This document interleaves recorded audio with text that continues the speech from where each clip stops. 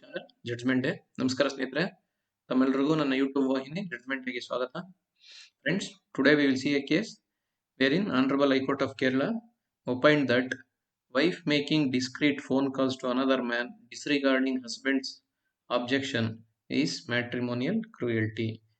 So this case comes under family law, that is Hindu law, and this case has been, it's an appeal.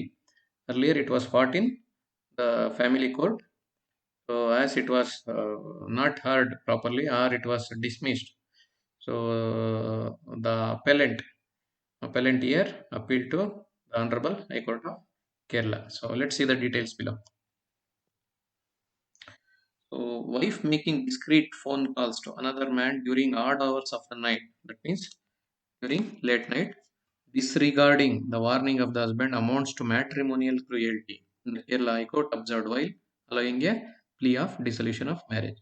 So cruelty is one of the important aspects of dissolution of marriage, that's divorce.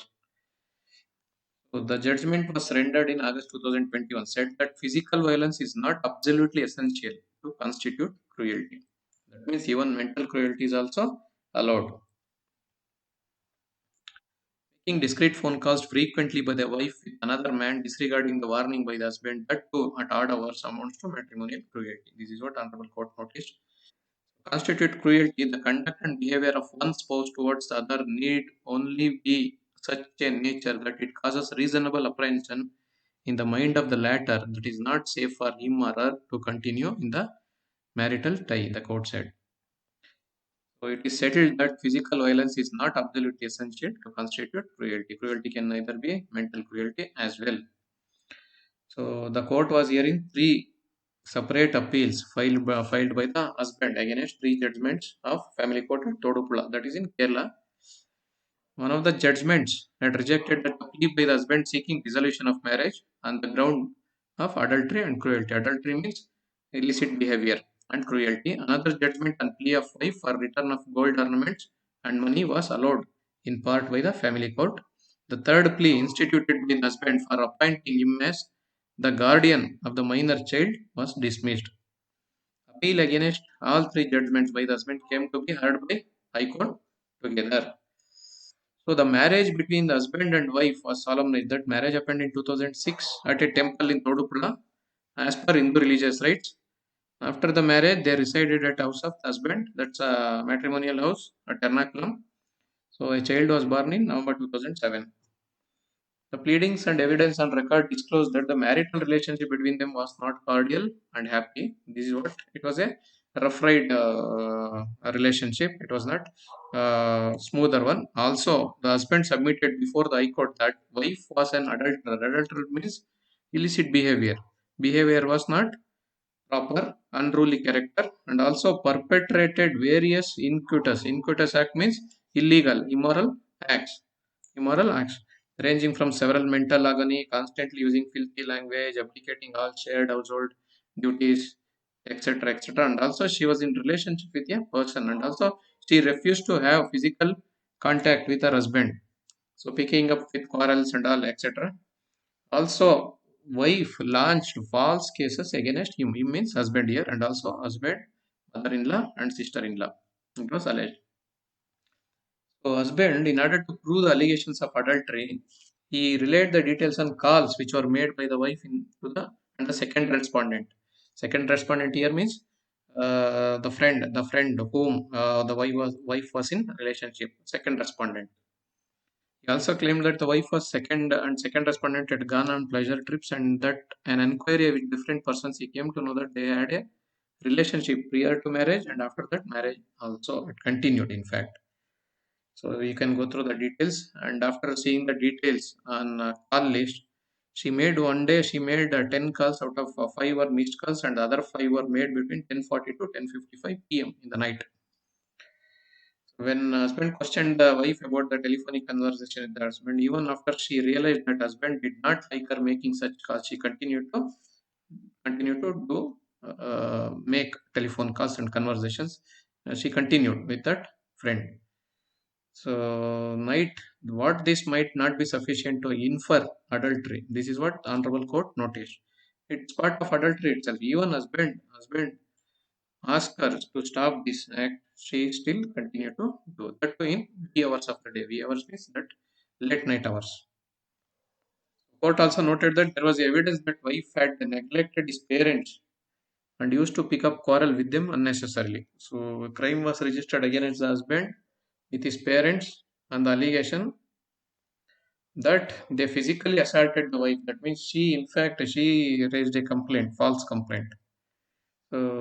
Just to trouble him and also keep him at bay. That means he wanted to keep him like frightened. From the kind of attitude, conduct, and treatment discussed above, it can readily be inferred that the husband has every reason to apprehend that it is not safe for him to continue with marital relationship with the wife. This is what honorable. Note this, friends.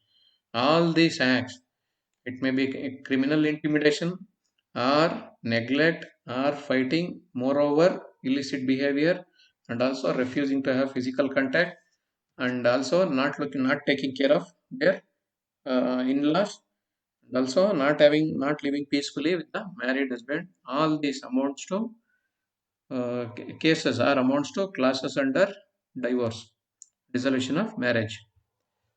So on the other grounds, court allowed that the plea of the husband for dissolution of marriage. This is what the court noticed. However, the rest of the petition, that is return of money and for guardianship of the child, it was dismissed by the court. Finally, it said that when the order was passed, the child was 7 year old, and till child attains 13 years of age, both the parents can meet. And as per the apex court's ruling in Yashita Sahu versus State of Rajasthan, even if the custody is given to one parent, the other parent must have sufficient visitation rights. Visitation right means they can visit that kid, they can talk with that kid to ensure that child keeps in touch with other parent and also does not lose social, physical, and psychological contact with any one of the two parents. This is what. And therefore, granted liberty to husband to move to family court to modify vary the visitation right. So this is what said. So finally, his approval, his plea for dissolution of marriage is approved. Also, it is accepted by the Honorable High Court of Kerala. This is about the case, friend. The case title is Kerala High Court Judgment on Matrimonial Cruelty. Kerala High Court Judgment on Matrimonial Cruelty. So friends, please enter your valuable inputs and comments in comment section below. Also, please share, like, and subscribe this channel. Thank you very much, friends. ಸ್ನೇಹಿತರೆ, ಇವತ್ತಿನ ಪ್ರಕರಣ ಮಾನ್ಯ ಕೇರಳ ಉಚ್ಚ ನ್ಯಾಯಾಲಯದಿಂದ ಬಂದಿರುವಂಥದ್ದು. ಇದು family ಲಾ, ನಾವು ಕೌಟುಂಬಿಕ ನ್ಯಾಯಾಲಯ ಅಂತ ಹೇಳ್ತೀವಿ, ಅದಕ್ಕೆ ಸಂಬಂಧಪಟ್ಟಂತ ಜೊತೆಲಿ ಹಿಂದೂ ಲಾ ಅಂತ ಏನಿದೆ, ಫ್ಯಾಮಿಲಿ ಲಾ ಅಥವಾ ಹಿಂದೂ ಲಾ ಅಲ್ಲಿರುವಂತದ್ದು, ಹಿಂದೂ ಕಾನೂನಲ್ಲಿ.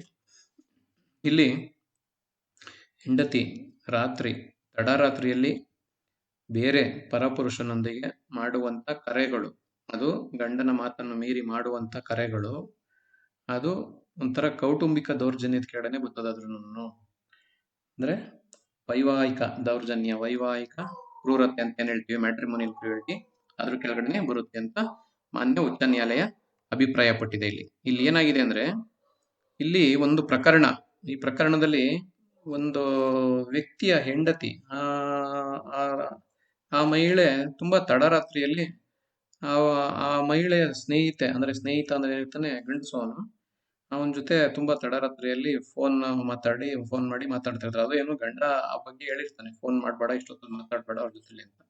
ಅದಾಗ್ನು ಗಂಡನ ಮಾತನ್ನ ಕಿವಿ ಮೇಲೆ ಹಾಕೊಂಡಿರೋದಿಲ್ಲ. ಅದನ್ನ ಗಮನಿಸಿದಂತ ನ್ಯಾಯಾಲಯ ಕೂಡ ಅದನ್ನೇ ಹೇಳುತ್ತೆ. ನೋಡಿ, ಫೋನ್ ಮಾಡುವಂತದ್ದು, ದೂರವಾಣಿ ಕರೆ ಮಾಡಿ, ಅದು ಪದೇ ಪದೇ ಕರೆ ಮಾಡಿ, ಗಂಡ ಹೇಳಿದ ಮೇಲೂ ಮತ್ತೆ ಮಾಡಿ, ಅದು ತಡರಾತ್ರಿಯಲ್ಲಿ ಮಾತಾಡ್ತಾ ಇದ್ರೆ ಅದನ್ನೆಲ್ಲ ಅದು ಕೂಡ ಈ ನಾವು ವೈವಾಹಿಕ ದೌರ್ಜನ್ಯ ಅಥವಾ ವೈವಾಹಿಕ ಕ್ರೂರತೆ ಅಂತ ಏನಂತೀವಿ ನಾವು, ಅದಕ್ಕೆ ಬರ್ತದದ್ರದ್ದು. ಅಲ್ಲಿ ದೈಹಿಕವಾಗಿ ಕ್ರೌರ್ಯ ಅಂತಾನೆ ಏನ್ಬೇಕಾಗಿಲ್ಲ, ಮಾನಸಿಕ ಕ್ರೌರ್ಯನು ಕೂಡ ಅದ್ರದ್ದು ಅದನ್ನ ನಾವು ಪರಿಗಣಿಸಬಹುದು. ಯಾವಾಗ ವಿಚ್ಛೇದನಕ್ಕೆ ನಾವು ಅದನ್ನು ಕೂಡ ಪರಿಗಣಿಸಬಹುದು. ಬರೀ ದೈಹಿಕ ಕ್ರೌರ್ಯ ಅಷ್ಟೇ ಅಲ್ಲ, ಮಾನಸಿಕ ಕ್ರೌರ್ಯನು ಕೂಡ ಪರಿಗಣಿಸಬಹುದು ಅಂತ ಅಲ್ಲೇ ಹೇಳಿದಿಲ್ಲ. ಅದೇ ಅಲ್ಲೇ ಹೇಳಿದ್ರು ನೋಡಿ, ಇದೇನು ಫಿಸಿಕಲ್ ಅಂತಂದ್ರೆ ಇದು ಏನು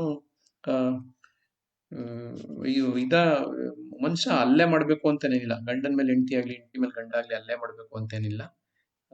ಹಾಗಾಗಿ ಮಾನಸಿಕ ಕ್ರೌರ್ಯನು ಕೂಡ ಕ್ರೌರ್ಯನೇ, ದೈಹಿಕ ಕ್ರೌರ್ಯ ಇಲ್ಲದಿದ್ರೂ ಪರವಾಗಿಲ್ಲ. ದೈಹಿಕ ದೌರ್ಜನ್ಯ ಅಲ್ಲದೆ ಮಾನಸಿಕ ದೌರ್ಜನ್ಯ ಆದ್ರೂ ಕೂಡ ಅದು ಒಂದು ಕಾರಣ. ಅದು ಕೂಡ ಕ್ರೌರ್ಯಕ್ಕೆ ಅದು ಕೂಡ ಕ್ರೌರ್ಯ ಉಂಟು ಮಾಡುತ್ತೆ. ಕ್ರೌರ್ಯನೇ ಅಂತ ಹೇಳಿದೆ ಅಲ್ಲಿಗೆ. ಅಲ್ಲೇನಾಗುತ್ತೆ ಅಂದ್ರೆ ಇವನು ಈ ಗಂಡ 3 ಪ್ರಕರಣಗಳನ್ನು ದಾಖಲಿಸಿರ್ತಾರೆ ಅಲ್ಲಿ ಕೌಟುಂಬಿಕ ನ್ಯಾಯಾಲಯದಲ್ಲಿ. ಒಂದೇನು ಅಂದ್ರೆ ಒಂದು ಒಂದೇನ್ ಮಾಡಿರ್ತಾರೆ, ಮೊದಲು ನನ್ಗೆ ವಿಚ್ಛೇದನ ಕೊಡಿ ಅಂತ ಅಂದ್ಬಿಟ್ಟು ನಮ್ಮ ಮದುವೆನ ಶೂನ್ಯ ಅಂತ ಮಾಡಿ ಅಂತ, ಅದೇ ವಿಚ್ಛೇದನ ಕೊಡಿ ಅಂತ ಒಂದು. ಎರಡನೇದು ಹೆಂಡತಿ ಹೆಂಡತಿ ಮೇಲೆ ಅನದರ್ ಅದು ಹೆಂಡತಿ ಮಾಡಿರುವಂಥದ್ದು. ಹೆಂಡತಿ ಏನು ಇನ್ನೊಂದು ಕಂಪ್ಲೇಂಟ್ ಕೊಟ್ಟಿರ್ತಾರೆ ಅಲ್ಲಿಗೆ ಕೌಟುಂಬಿಕ ನ್ಯಾಯಾಲಯಕ್ಕೆ, ಅಂದ್ರೆ ನನ್ನ ಒಡವೆ ವಸ್ತು ಏನೇನಿತ್ತು ಅದನ್ನೆಲ್ಲ ನನಗೆ ವಾಪಸ್ ಕೊಟ್ಬಿಡಿ ಅಂತ, ಮತ್ತೆ ಹಣನೂ ಕೊಡಿ ಅಂತ. ಮೂರನೇದು ಒಂದು ಮಗು ಇರ್ತದೆ, ಮಗುವಿನ ಮೇಲ್ವಿಚಾರಣೆ ಯಾರು, ಮಗುವಿನ ಪೋಷಕರು ಯಾರು ಅಂತ ಅಂದ್ಬಿಟ್ಟು ಅದೊಂದು ಇರ್ತದೆ. ಮೂರು ಪ್ರಕರಣಗಳು ಈಗ ಗಂಡನ ವಿರುದ್ಧವಾಗಿ ಬಂದಿದ್ರಿಂದ ಆ ಗಂಡ ಹೈಕೋರ್ಟ್ ಮೆಟ್ಟಿಲು ಏರಿರ್ತಾರೆ. ಅಲ್ಲಿ ಬಂದಾಗ ಏನಾಗುತ್ತೆ ಅಂದ್ರೆ ಅಲ್ಲಿಗೆ ಮದುವೆ ಇವ್ರದ್ದು ಇಲ್ಲಿ ಪ್ರಕರಣದ ಅಂಶಗಳು ನೋಡೋದಾದ್ರೆ ಮದುವೆ 2006 ಆಗಿರ್ತದೆ. 2007 ಒಂದು ಮಗು ಹುಟ್ಟಿರ್ತದೆ. ಹಿಂದೂ ಮ್ಯಾರೇಜ್ ಪ್ರಕಾರ, ಹಿಂದೂ ಮದುವೆ ಶಾಸ್ತ್ರದ ಪ್ರಕಾರ ಮದುವೆ ಆಗಿರುವಂತದ್ದು. 2007 ಒಂದು ಮಗು ಇರುತ್ತೆ. ಹಾಗಾಗಿ ಇಲ್ಲಿ ಏನು ತೋರಿಸುತ್ತೆ ಅಂದ್ರೆ ಅವರಿಬ್ಬರಿಗೂ ಅಷ್ಟೇ ಮೊದಲಿಂದ ವೈವಾಹಿಕ ಜೀವನ ಏನಂತ ತುಂಬಾ ಮೃದುವಾಗಿ ಅಥವಾ ತುಂಬಾ ಏನಂತ ಹೇಳ್ಬೇಕು, ತುಂಬಾ ಸೂಕ್ತ ರೀತಿಯಲ್ಲಿ ಇರ್ಲಿಲ್ಲ. ಇಬ್ರು ಸಂತೋಷವಾಗಿ ಏನಿರ್ಲಿಲ್ಲ. ಮೊದಲಿಂದನೂ ಏನೋ ಸಣ್ಣ ಪುಟ್ಟ ಗಲಾಟೆಗಳು ಇದ್ದೇ ಇರ್ತಾ ಇತ್ತು. ಆಮೇಲೆ ಮತ್ತೆ ಏನಾಯ್ತು ಅಂತಂದ್ರೆ ಅವರಿಬ್ರು ಮಧ್ಯೆ ಹಿಂಗೆ ಮನಸ್ತಾಪ ಬೆಳಿತಾನೆ ಹೋಯ್ತು ಕಾಲ ಕಳೆದಂತೆಲ್ಲ. ಆಮೇಲೆ ಹೈಕೋರ್ಟ್ ಏನ್ ಹೇಳ್ತಾರೆ ಅಂತಂದ್ರೆ, ಈ ಗಂಡ ಏನ್ ಹೇಳ್ತಾರೆ ಅಂದ್ರೆ, ನನ್ನ ಹೆಂಡತಿಯ ನಡತೆ ಸರಿ ಇಲ್ಲ.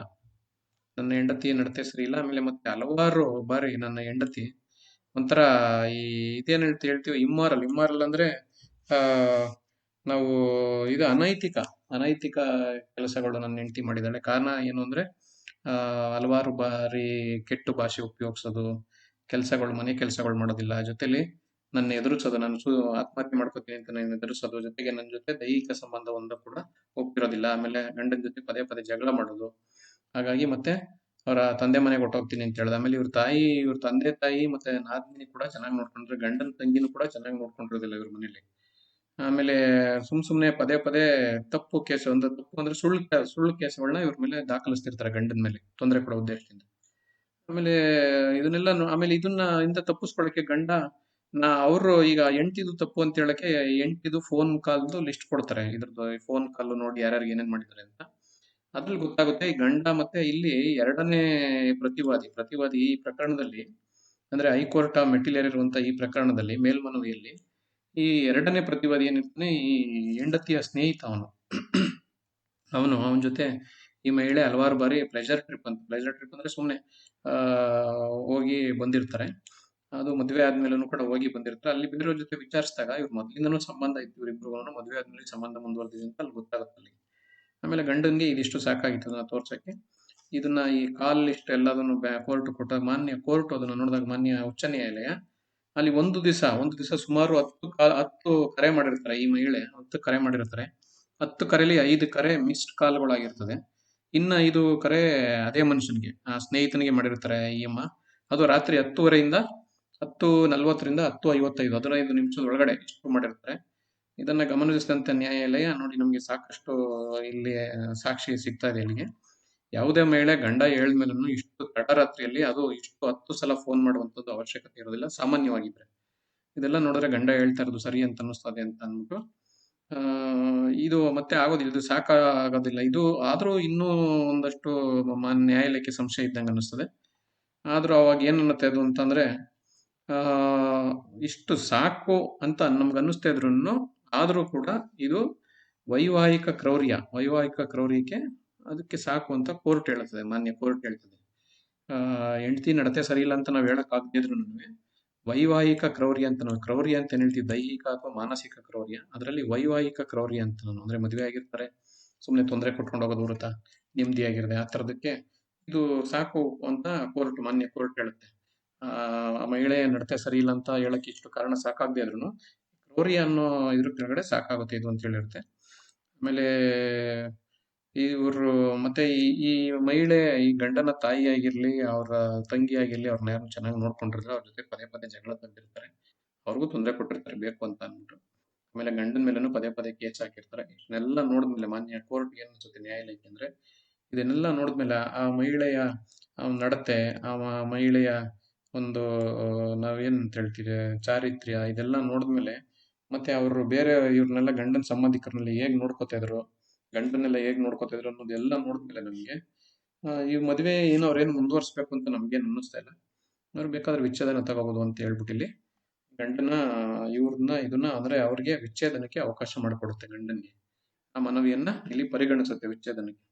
ಆಮೇಲೆ ಎರಡನೇ ಮನವಿ ಏನಿದೆ, ಚಿನ್ನ ಮತ್ತೆ ದುಡ್ಡು ಎಲ್ಲ ಹಣ ಎಲ್ಲ ವಾಪಸ್ ಕೊಡ್ಬೇಕು ಅಂತ ಅಂದ್ಬಿಟ್ಟು ಏನಿರ್ತದೋ ಅದನ್ನ ಇಲ್ಲಿ ಪರಿಗಣಿಸೋದಿಲ್ಲ, ಅದನ್ನ ಡಿಸ್ಮಿಸ್ ಮಾಡುತ್ತೆ. ಮೂರನೇದು ಕೂಡ ಅಷ್ಟೇ. ಮೂರನೇದು, ನನಗೆ ಪೋಷಕನಾಗಿ ನನಗೆ ಕೊಡಿ ಮಗುನ ನನ್ನ ಸುಪರ್ದಿ ಕೊಡಿ ಅಂತ ಹೇಳಿದ್ರೆ ಅದನ್ನು ಒಪ್ಪೋದಿಲ್ಲ. ಯಾಕಂದ್ರೆ ಇಬ್ರು ಬೇಕು. ಮಗು ಈಗ 7 ವರ್ಷ 13 ವರ್ಷ ಆಗೋವರೆಗೂ ಇಬ್ರು ಬೇಕು. ಇಬ್ರಿಗೂ ಆ ಮಗುನ ಭೇಟಿಯಾಗುವಂತ ಅವಕಾಶ ಇರಬೇಕು. ಹಾಗಾಗಿ ಆ ಮಗು ಏನು ತಪ್ಪು ಮಾಡಿದಿರೋ ಆ ಮಗು ಇಬ್ಬರ ಜೊತೆಲೂ, ಯಾರು ತಂದೆ ಆಗ್ಲಿ ತಾಯಿ ಆಗ್ಲಿ ಇಬ್ಬರನ್ನ ಕಳ್ಕೊಳ್ಳೋದಕ್ಕಾಗಿಲ್ಲ, ಇಬ್ಬರ ಜೊತೆನೂ ಸಮಾನವಾಗಿ ಭೇಟಿ ಅವಕಾಶ ಇರಬೇಕು ಅಂದ್ಬಿಟ್ಟು ಅದೊಂದು ಅವಕಾಶ ಮಾಡಿಕೊಟ್ಟಿರ್ತದೆ. ಹಾಗಾಗಿ 2 ಮತ್ತೆ 3 ವ್ಯಾಜ್ಯನ ಇಲ್ಲಿ ವಜಾ ಮಾಡಿರ್ತದೆ. ಮೊದಲನೇದು ಈ ವಿವಾಹವನ್ನ ವಿಚ್ಛೇದನಕ್ಕೆ ಅವಕಾಶ ಕೊಟ್ಟಿರ್ತದೆ. ಪ್ರಕರಣಕ್ಕೆ ಸಂಬಂಧಪಟ್ಟಂತ ವಿವರಣೆಗಳು ಸ್ನೇಹಿತರೆ. ಪ್ರಕರಣದ ಹೆಸರು Kerala high court judgement on matrimonial cruelty. ನೋಡಿ, ನಾವು ವೈವಾಹಿಕ ಕ್ರೌರ್ಯನು ಕೂಡ ಒಂದು ಕಾರಣ ವಿಚ್ಛೇದನಕ್ಕೆ. ನಾವು ಮೊದಲೇನಂದ್ರೆ ದೈಹಿಕ ದೌರ್ಜನ್ಯ ಆಗಿರ್ಬೋದು ಅಥವಾ ಮಾನಸಿಕ ದೌರ್ಜನ್ಯ ಅಂತ, ಅದೆರಡನ್ನೂ ಮೀರಿದಂಗೆ ಇದು ವೈವಾಹಿಕ ದೌರ್ಜನ್ಯ ಅಂತ. ಯಾಕಂದ್ರೆ ವಿವಾಹ ಆದ್ಮೇಲೆ ಎಲ್ಲರ ಜೊತೆ ಚೆನ್ನಾಗಿರ್ಬೇಕು, ಒಂದು ಸಂಬಂಧ ಮುಂದುವರ್ಸ್ಕೊಂಡು ಹೋಗಂಗಿರ್ಬೇಕು, ಗಂಡನ ಜೊತೆ ಚೆನ್ನಾಗಿರ್ಬೇಕು, ಗಂಡ ಹೇಳದ್ ಮಾತು ಕೇಳ್ತಿರ್ಬೇಕು. ಗಂಡ ಹೇಳದ್ ಮಾತೆಲ್ಲ ಅಂತಲ್ಲ, ಕನಿಷ್ಠ ಪಕ್ಷ ಅವ್ರು ಹೇಳೋ ಒಳ್ಳೆ ಮಾತಾದ್ರೂ ಕೇಳಂಗಿರ್ಬೇಕು. ಬಟ್ ಯಾವ್ದು ಇಲ್ಲ, ಇಲ್ಲಿ ಯಾವ್ದು ಕಾಣಿಸ್ತಾ ಇಲ್ಲ. ಹಾಗಾಗಿ ಇಬ್ರಿಗೂ ಸುಮ್ನೆ ಒಂಥರ ಮಾನಸಿಕ ಹಿಂಸೆ ಆದಂಗಾಗಿ ಸಮಾಜಕ್ಕೆ ನಾಳೆ ದಿವಸ ತೊಂದರೆ ಆಗ್ಬೋದು ಅನ್ನೋ ಉದ್ದೇಶದಿಂದ ಮಾನ್ಯ ಉಚ್ಚ ನ್ಯಾಯಾಲಯ ಈ ತೀರ್ಪನ್ನ ಕೊಟ್ಟಿದೆ. ಇಷ್ಟು ಪ್ರಕರಣಕ್ಕೆ ಸಂಬಂಧಪಟ್ಟಂತೆ ವಿವರಣೆಗಳು ಸ್ನೇಹಿತರೆ. ತಮ್ಮೆಲ್ಲ ಅನಿಸಿಕೆ ಅಭಿಪ್ರಾಯಗಳನ್ನು ಕೆಳಗಿನ ಕಾಮೆಂಟ್ ಸೆಕ್ಷನ್ ಅಲ್ಲಿ ದಾಖಲಿಸಿ. ಹಾಗೆಯೇ ಈ ಚಾನೆಲ್ ಎಲ್ಲರೂ ಲೈಕ್ ಮಾಡಿ, ಶೇರ್ ಮಾಡಿ ಮತ್ತು ಸಬ್ಸ್ಕ್ರೈಬ್ ಮಾಡಿ. ಧನ್ಯವಾದಗಳು ಸ್ನೇಹಿತರೆ. Thank you very much friends.